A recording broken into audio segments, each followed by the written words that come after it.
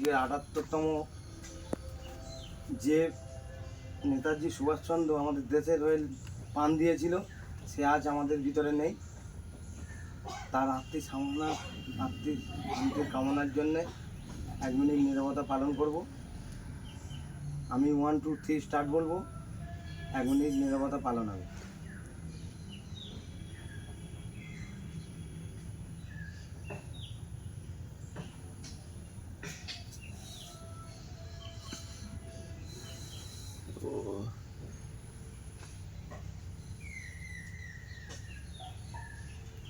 হয়ে গেছে।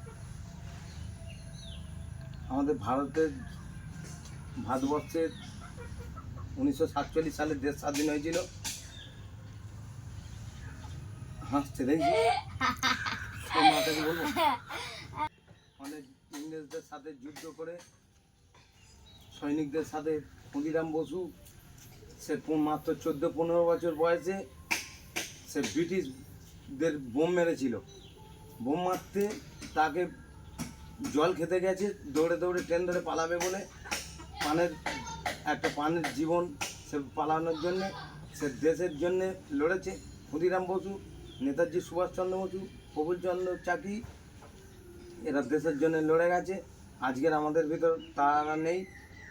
এবারে ক্ষুদিরাম বসুর হিস্ট্রিটা শুনলে চোখ দিয়ে জল এসে যাবে।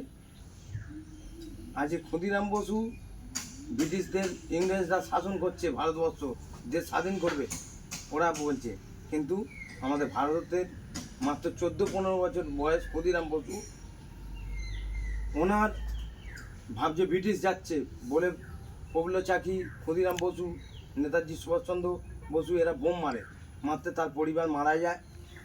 এবার যেই মারা গেল, তখন ক্ষুদিরাম বসুকে ধরে নিল।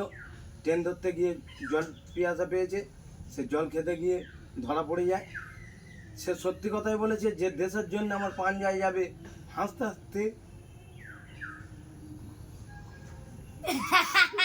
ফাঁসি হয়েছিল, দেশের জন্য সে ফাঁসি হয়েছিল। আজকে সে নেই আমাদের ভিতরে। আর আমাদের পরিবার সদস্য একজন, তিনি যে সদস্য ছিলেন সেও আজকে নেই, ঘণ্টিপদ সাহা।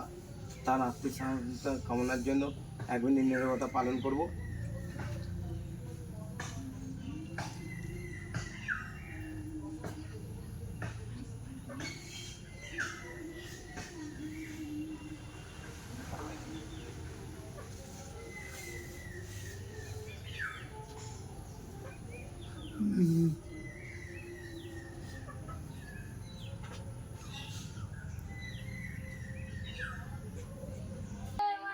বন্দে মাতরম, জয় হিন্দ, জয় হিন্দ। अरे की बोलते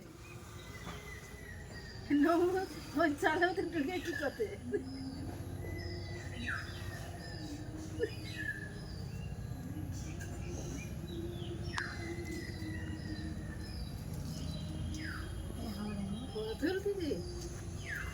वो गान दूसरा